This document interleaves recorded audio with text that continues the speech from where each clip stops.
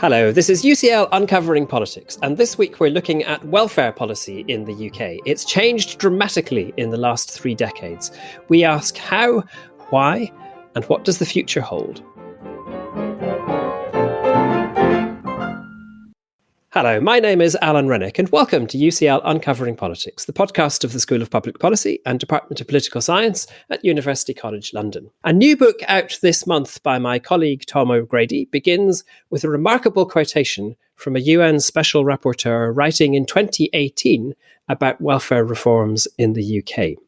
British compassion, the rapporteur said, has been replaced by a punitive, mean-spirited and often callous approach apparently designed to impose a rigid order on the lives of those least capable of coping and elevate the goal of enforcing blind compliance over a genuine concern to improve the well-being of those at the lowest economic levels of British society.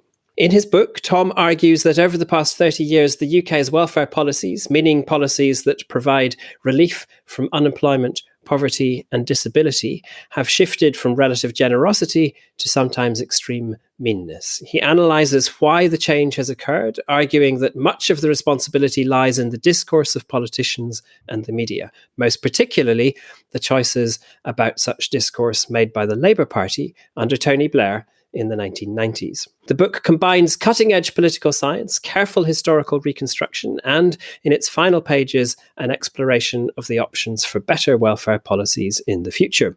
It's rich in meticulous research, but it's also passionate and committed, issuing a rallying cry to politicians, especially those on the left, to do better. To cap it all, it's also a roaringly good read. And Tom's book is our subject on this episode of UCL Uncovering Politics. We're joined by the author himself. Dr. Tom O'Grady is Associate Professor in Quantitative Political Science at the UCL Department of Political Science.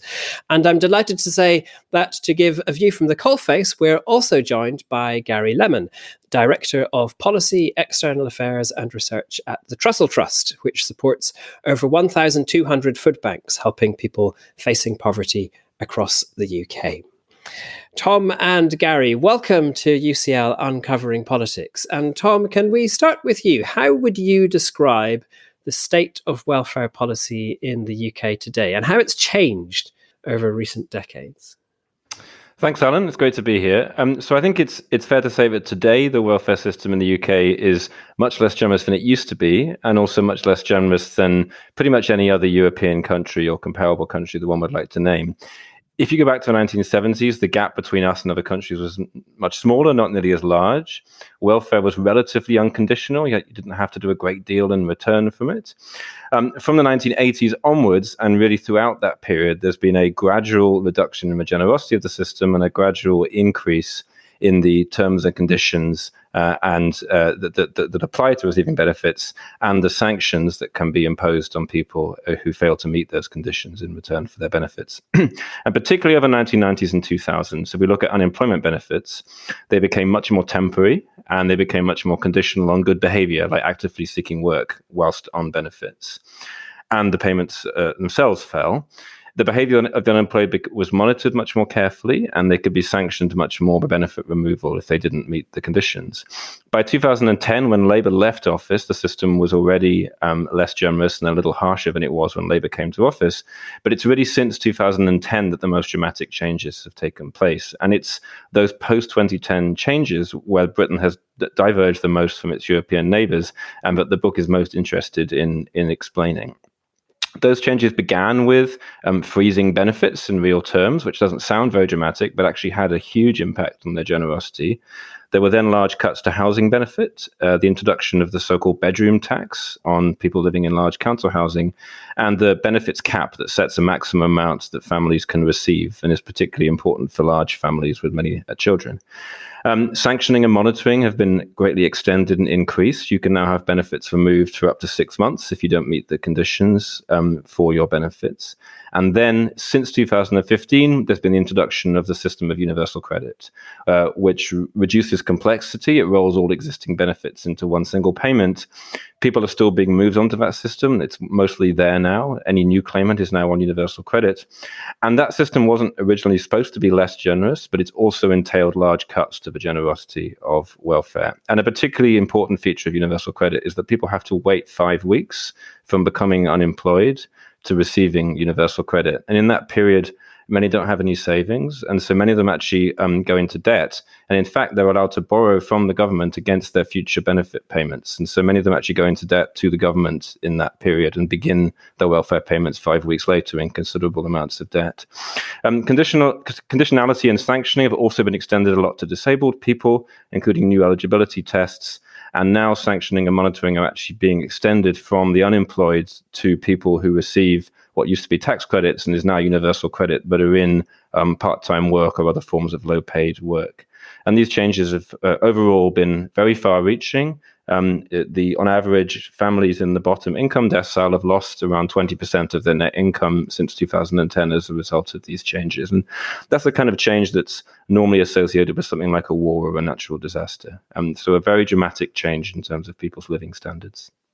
That's an incredibly helpful summary, Tom. Thank you. And just so that we can just clarify, so you were saying there have been policy changes that took place in the Conservative governments before 1997. Then there were further policy changes under the Labour governments between 97 and 2010.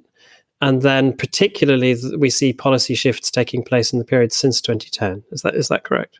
That's right. And you can see a high degree of continuity between the three periods. Over all three periods, the sort of activation agenda has gradually increased, conditionality has increased, sanctioning has increased. But it's the 2010 period, I think what really makes it stand out from the pre-2010 period is a willingness to inflict or to cause very large amounts of poverty as a side effect. If you look at the New Labour period, yes, there were big changes to benefits, but there was also a very generous amount of redistribution that happened through the tax credit system. So most people were not actually left worse off as a result of Labour's policies. It's just that payments shifted in some sense from the welfare system to the tax system.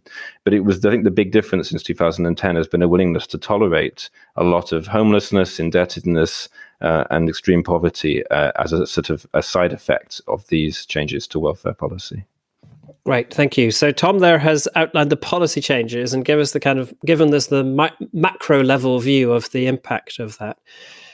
Gary, what does this mean for people in their own lives? It has an awful impact on people's lives. As part of my job, I get to spend time in food banks and I get to speak to people who've been referred to trust or trust food banks. And very often the emotion that you come across is shock that people have been allowed to fall so low, that there was so little support there for them. I often think in this job that it's a bit like the boiling frog. People don't really understand well enough how radical the reforms that Tom so eloquently laid out, particularly since 2010, actually have been, and the impact that they are having on people's lives. And you see that very viscerally when you look at what's happened to food bank use. So at the Trust will Trust, one of the first things that we wanted to do in recent years was to actually get a better understanding of why people need food banks, understand about their demographics, about their situation, in order that we could be able to build solutions and advocate for those. The vision and the mission for the Trust will Trust is now to end the need for food banks. So that's what we're building towards. So we undertook some research with Heriot-Watt University, which at its heart had a survey of people referred. And that found kind of three main drivers. So the first is a difficult life event. So that could be disability, job loss, family breakdown. The second is a lack of local or informal support. So you can't stay on your mum and dad's sofa anymore. You're not able to get meals. You're not able to borrow money off of friends and family. But the biggie, the main driver, is the benefit system, not offering adequate support, not offering financial support at the right time. And when you look at the people who are referred to Trust will Trust food banks, it tells a shocking story, to be honest. Most households referred to Trust will Trust food banks have at least somebody with a disability. Most households have somebody who have a long-term illness. The majority of people referred to Trust will Trust food banks do not work or cannot work because of issues like disability, caring responsibilities, mental health problems. And the scale of the issue is enormous. In the last full year that we have statistics, we distributed 2.5 million emergency food parcels. It's important to note that Trussell Trust isn't even the only food bank provider in the UK. There are lots of others as well. So while statistics can tell you a part of the story, it doesn't tell the full story. And the full story is exponentially growing need. And in particular, we focus on deepest poverty. So we found that 95% of households referred to us meet the JRF definition of destitution, which is a loaded word, and it will mean different things to different people. But the way that we use it is that people are unable to afford 2 of a basket of 5 essential goods. So it isn't just food, but heating, lighting, winter clothes, etc. And coming from an organisation where our mission is to end the need for food banks, to do that, you need to end destitution. And increasingly, unfortunately, our benefit system is not protecting people from destitution. So we're going to spend most of our conversation talking about why these changes have taken place. And we're going to be presuming, if you like, that they are undesirable changes. And given what you've just set out, we have very clear evidence for thinking that they are undesirable. I guess we may have some listeners who'll believe that welfare states should offer tough love, and that you help people best by incentivizing them to help themselves. Gary, how would you respond to that? I know that Tom will be all over the evidence on this. From a personal point of view, speaking to people who have experienced poverty, like one of the most interesting ways that somebody broke it down for me was they described it as a slow but sure narrowing of their horizons. And anyone who's gone through money difficulties might recognize that to some degree. At one end of the scale, it might mean I can't go on holiday this year. I'll have to just go to my mum's house. But as your income squeezes down and your choices and options get smaller and smaller, just everyday life becomes more difficult. And I find it difficult to express just how damaging it is. I mean, you can see evidence of it in terms of the extremely high rates of mental health problems. I think it's something like 70% of people referred to Trussell food banks have got some sort of mental health problem. That makes things more difficult to pull yourself up by your bootstraps, if you will. And then there are awful practical issues as well. The number of people I've spoken to, can you imagine going for a job interview, for example? That's stressful enough for anybody. But when you can't afford a suit, when you can't afford bus fare, when you can't afford childcare for your kids, my response to that reasonable question, I think it's important to us, because I know that a lot of people strongly hold those views, would it not be better to at least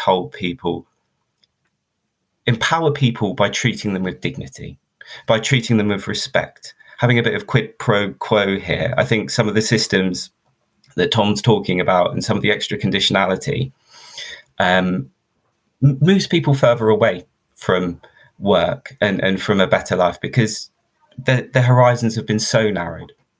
The idea that by pushing people in a situation of need, you force them to get out. Actually, the opposite is true in your experience. Yeah. Tom, do we have social science evidence that backs that up? Yes, I mean, absolutely. And I think I can say a couple of things. One, I think it's worth saying that before I go into the evidence, not all of the post-2010 changes were a terrible idea to begin with. And actually, one of the things I make clear in the book is that I actually agree with some of Ian Duncan Smith's original ideas about the welfare system, that first of all, it was overly complex. So we should just say that's Ian Duncan Smith, who was the Work and Pension Secretary responsible for some of these changes in the Cameron government after 2010.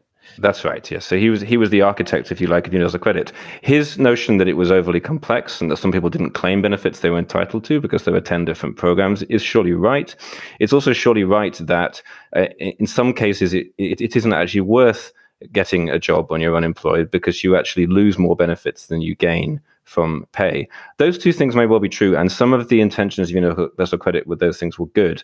The post-2010 story is partly a story of those good intentions going wrong, and in particular austerity getting in the way. But more than that, the social science evidence backs up exactly what Gary said, which is that sanctioning at best has very, very mixed results. And generally speaking, who does get sanctioned? It's usually people with mental health issues, low literacy, difficulty using the internet, poor communication skills, care leavers, and homeless people.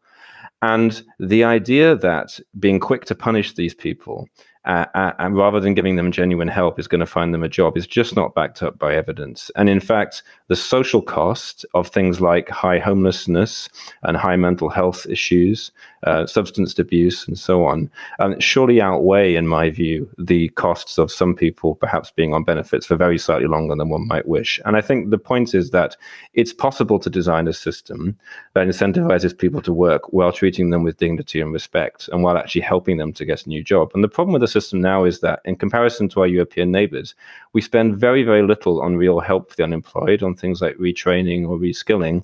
And we spend an awful lot of money on sanctioning and monitoring their behavior, and almost, in some sense, I would say, criminalizing people who live on benefits. And so it's not clear, in my view, that the system is optimally set up to get the most people off benefits and into work. I think that's the key point to make. That's really clear. Thank you. Let's focus then on why this change has taken place. And Tom, you offer a very detailed analysis of that in the book. Can you sum that up for us? I can certainly try. I've got a task of summing up 130,000 words very quickly. So the key question the book asks is why this has taken place. That's the social science question I want to answer. And the question is framed in a comparative sense, in a sense of why has the UK deviated from its neighbours and from its own past. And focusing on the 2010 story, I note that two things in 2010 were very different to the past. One of those was that the financial crisis had arrived and there was a big drive for austerity. And that is an important part of the explanation for what happened after 2010, is that welfare cuts bore the brunt of austerity. I think one has to ask why it was welfare and not, for example, pensions, international development, education, or health that bore the brunt of those costs. And that's because of the second thing that stood out in 2010, which was that when the Conservatives came to power, welfare was at its least popular, possibly in recorded history, but certainly since we have long-term polling data. So actually, the idea that welfare was extremely unpopular in the 1980s and 1990s is not backed up by the polling evidence we have. It certainly wasn't wildly popular, but people were not overtly hostile to the system. But by 2010, redistribution was very unpopular, and the public felt very negatively about welfare claimants, and they felt that benefits fraud was rampant. And so the political environment was one where there were probably big political gains to be made from further cracking down on welfare, and little opposition was likely to come in response. And so I think it would have been very difficult for the Conservatives to enact their reforms at any other time. In some sense, this was an opportune window. So the question the book asks then is, why did this window open up, and why was the public so opposed? And the answer that I give to that question is one that foregrounds the role of discourse. And by discourse, I mean what people say. That's a sort of fancy political science word for what people say. Discourse towards the welfare system and people who use it. And what I do in the book is I track the way that the media and politicians spoke about the welfare system from the 1980s to the 2010s, using forms of computational text analysis applied to political speeches from the House of Commons and to newspaper articles from 4 national newspapers. And I show that there was a very, very strong relationship between changes in public opinion and changes in what people said. And through a series of different pieces of analyses, I try to show that, and I think I do show that there was, if you like, a causal relationship between what people said and what the public thought. And so if you want to understand what happened to welfare policy in the 2010s, you actually need to understand the historical evolution of what we said about the welfare system, and in turn what people thought about the welfare system. So sometimes people say to me when they've read the book, you think it's all New Labour's fault, which is not exactly what I say, but it is true that the rhetoric and discourse that was put forward by the Labour Party changed very dramatically from the 1990s into the 2010s, from being quite warm towards welfare recipients and the system to seeing it as a legitimate form of poverty relief, to one where by the late 2000s, almost no messaging from the political parties was positive at all about the system. It was heavily criticized.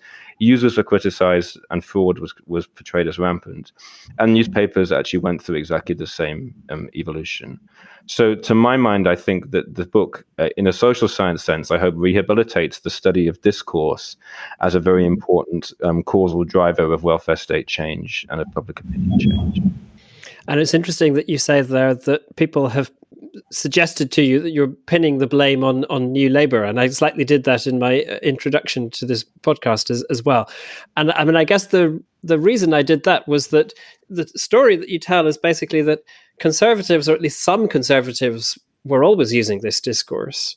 And that what shifted in the 1990s was that Labour moved onto that discourse as well. And it kind of stopped being an area of contestation as to how you speak about these people. And it's that created the space within which it was possible for the Conservative Party then, when it came to power in 2010, to adopt the kinds of policies that it did. Am I being fair there in that interpretation? No, you are being fair. I think the reason why I don't want to say it's just New Labour is that, of course, it wasn't Labour that introduced the post-2010 changes. And in fact, it wasn't only the Conservatives, it was also the Liberal Democrats who were in coalition with them.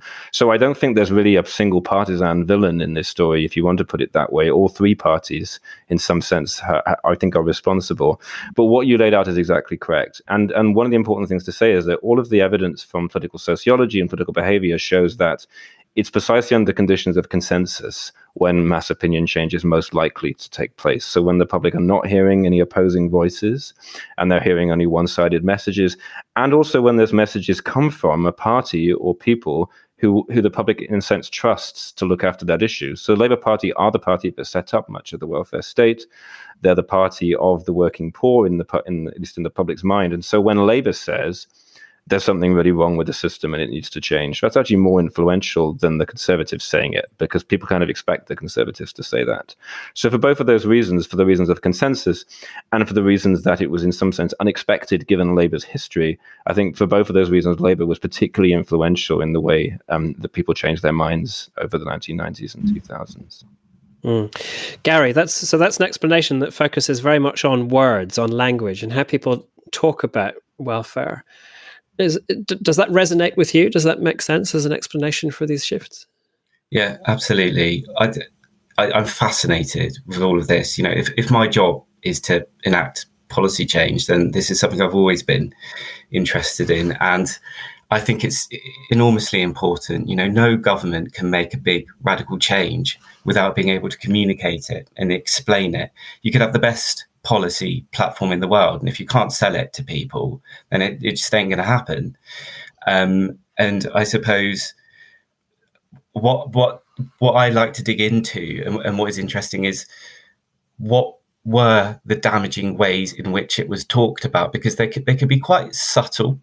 The way communications professionals talk about it is, how is the issue framed? And one of the interesting frames that you can track is this kind of, like we're talking about going back to the 80s. I think there are some frames which you can track back. And it was, you had like Dickens mentioned in the UN quote at the start. There are some frames that I am sure you could track back for hundreds of years in the UK. And one really interesting one is this deserving versus undeserving poor.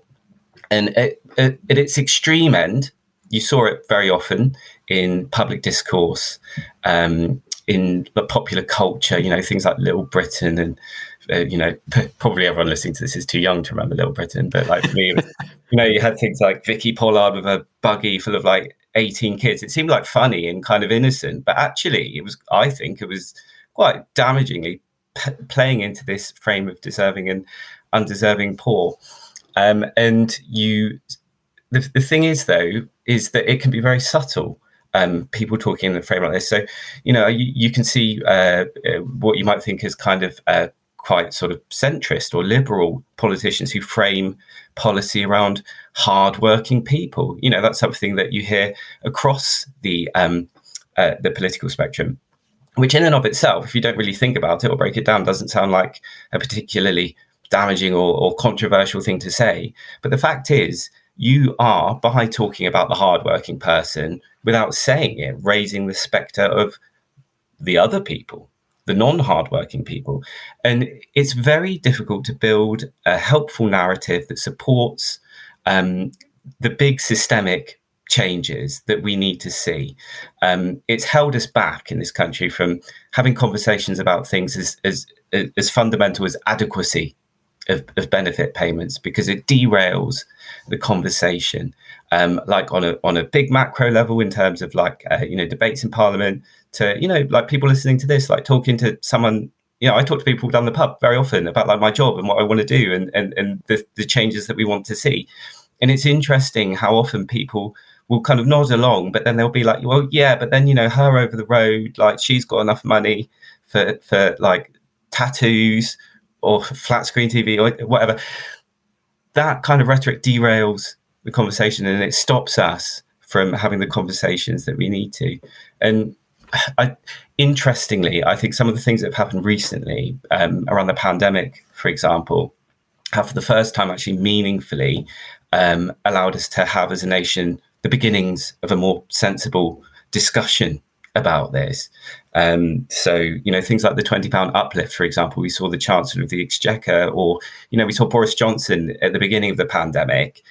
He wrote this letter to the public where it had a very unambiguous paragraph in it which said, do not worry, we're here to support you. We'll make sure that you can afford to put food on the table.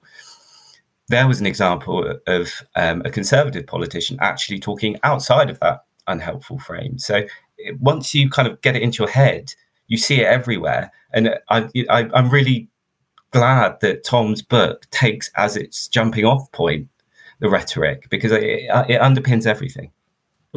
I'm keen to talk about those current developments, recent developments, in just a moment. But before we get there, this is, of course, the podcast of the Department of Political Science. So we always like to talk a bit about methodology and how we do political science.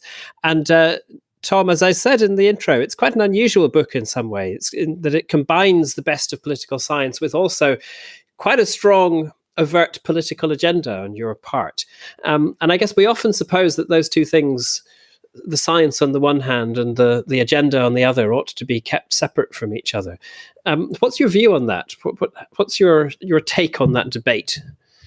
Well, I might give you a really academic answer and say that I slightly dispute the premise of the question, and I'll tell you what I mean here. But I think the idea that any kind of science is politically neutral is not true, and I think it's something that the pandemic has really revealed, in the sense that very reasonable epidemiologists, who all clearly care very deeply about what they're doing, reach very different views about what we should do in terms of social distancing guidelines, and those views are in some sense not directly related to objective debates about science, but are related to their views about many other political issues, including liberalism, illiberalism, and so on. And so I think even what we think of as quote unquote real scientists, actually their views are strongly affected by politics too. But let me go back to political science. I think all political science surely begins with some kind of normative agenda. I mean, you, Alan, study the British Constitution and the state of democracy, which I'm sure in some sense is motivated by the idea that you want democracy to function better, or you want the Constitution to function better. And so I think all of us begin with some kind of normative agenda.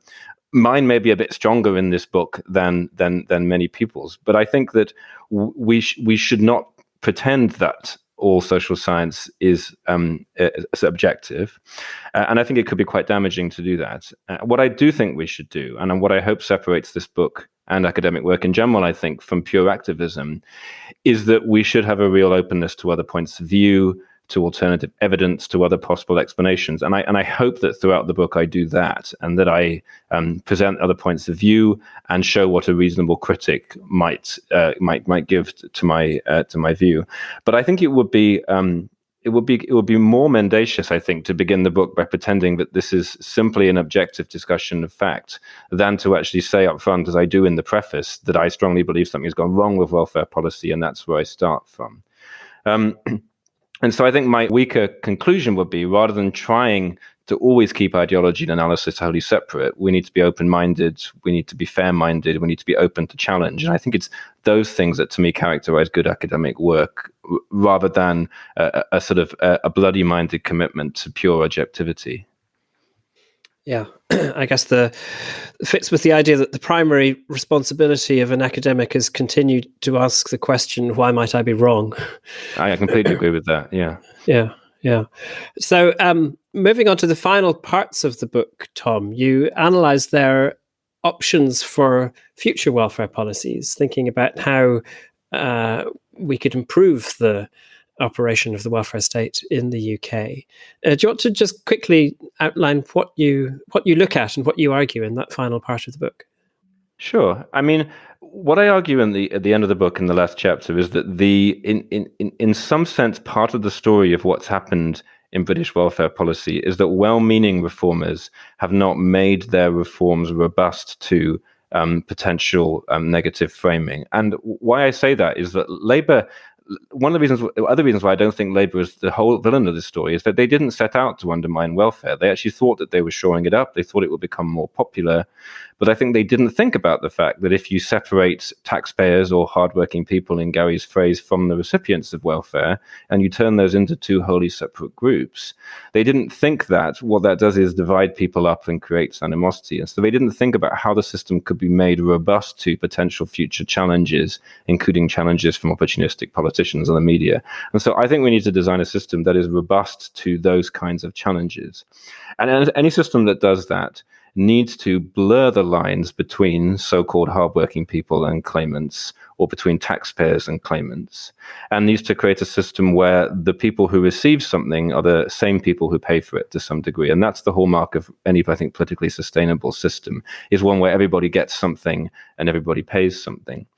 And the policy solution that if you hang out in far left circles in London, which I spend a lot of my time doing, the immediate thing that people will say is, what about universal basic income?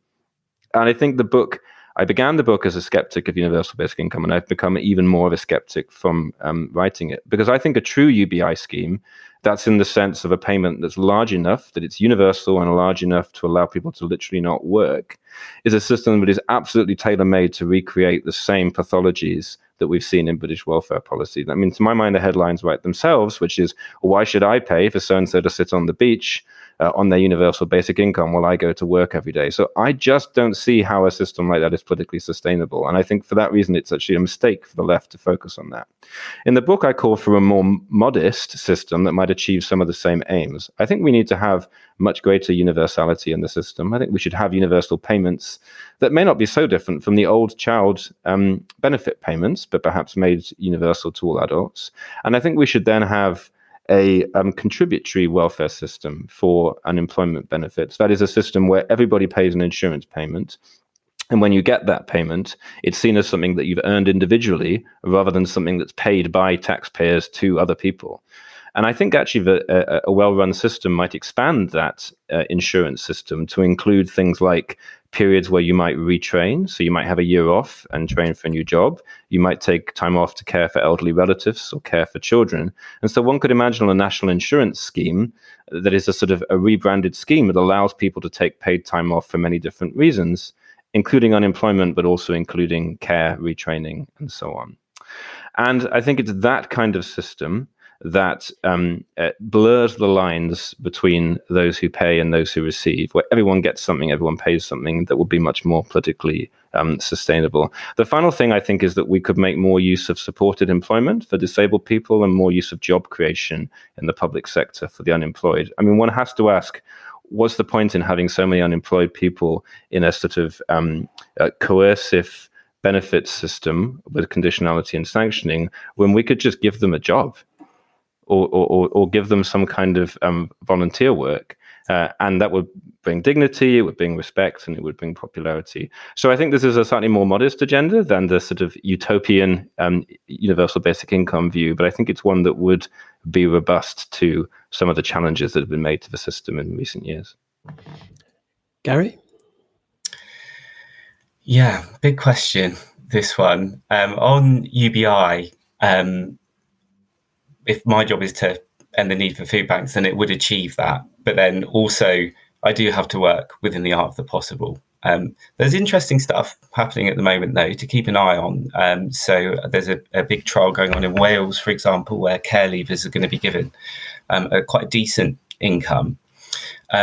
there are kind of other interesting things happening as well, like, for example, in Scotland, where there's talk of a minimum income guarantee, which in some respects is kind of a step towards UBI, whereby you kind of analyse the makeup of the household, you decide on a minimum level to hold them above, and you ensure that through the benefit system they don't fall below it.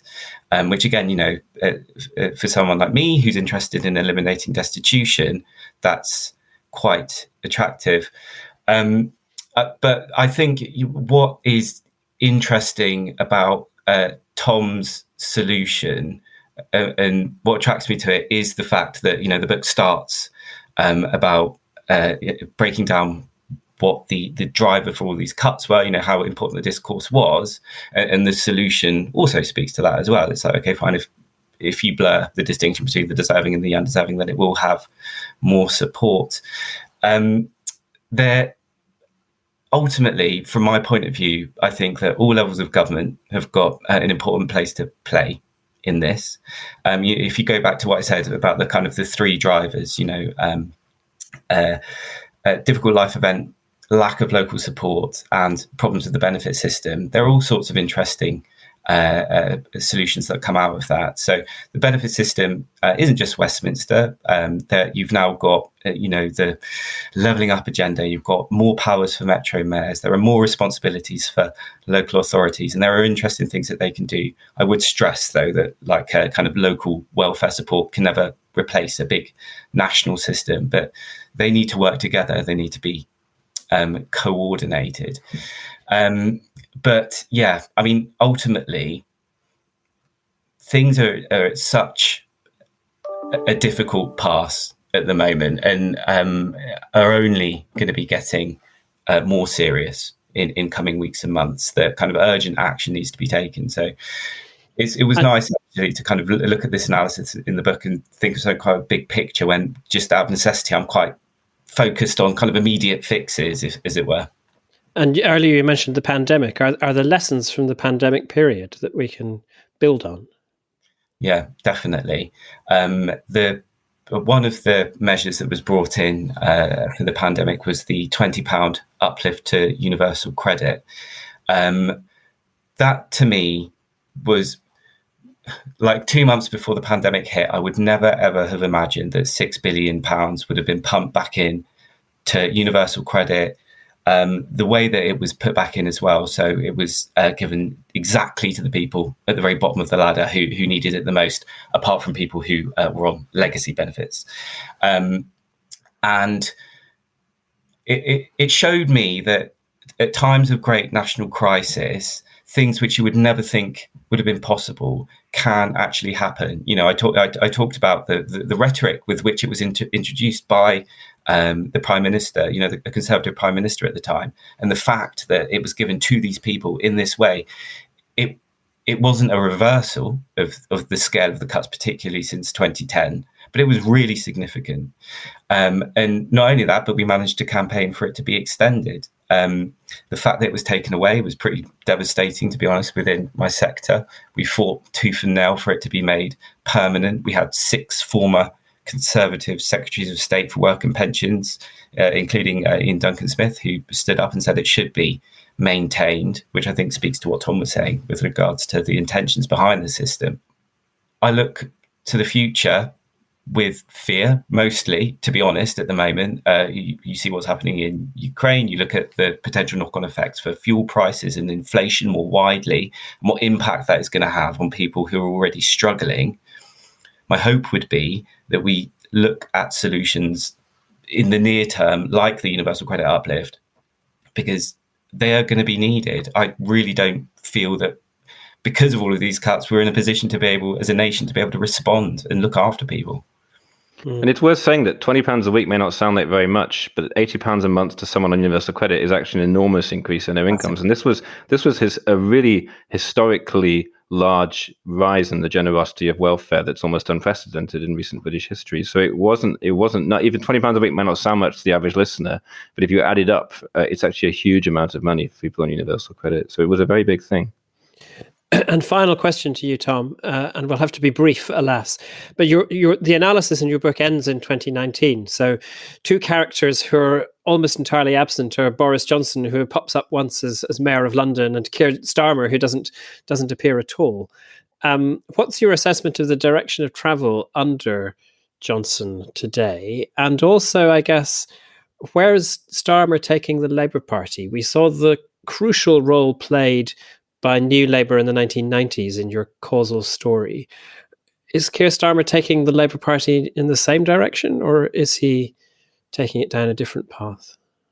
So in terms of Boris Johnson, I think what's interesting to me as a political scientist is that conservative welfare policy at the moment seems to be increasingly out of step with public opinion and with the sort of public mood. So if you look at Marcus Rashford's campaign on various issues, including the universal credit, I think it's very clear that he caught the public mood.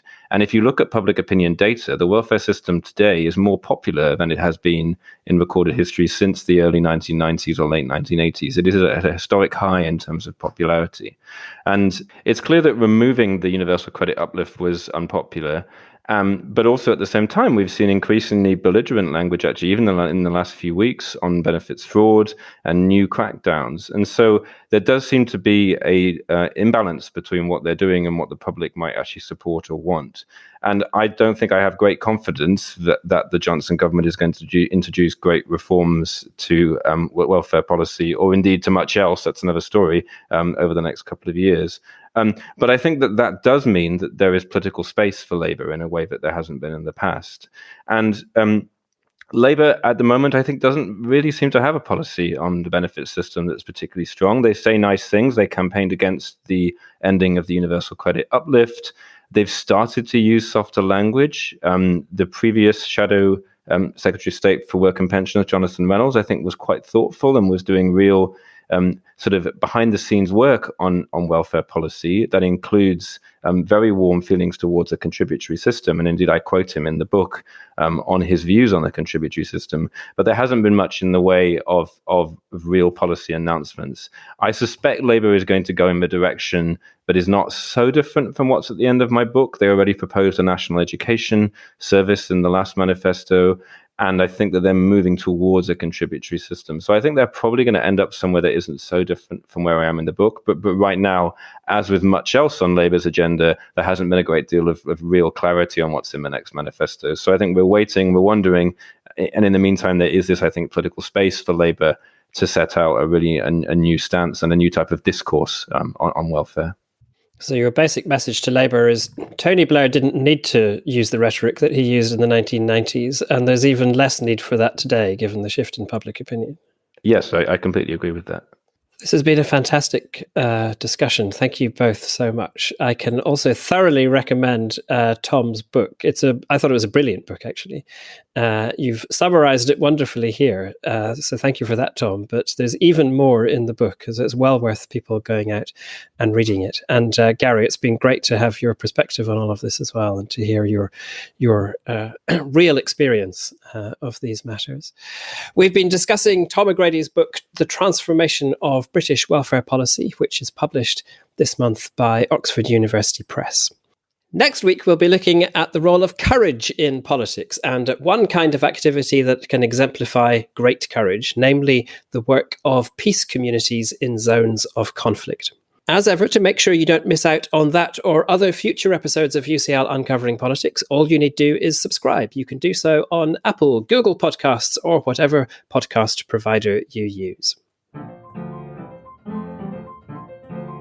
I'm Alan Reddick. Our producer is Abby Turner. Our theme music is written and performed by John Mann. This has been UCL Uncovering Politics. Thank you for listening.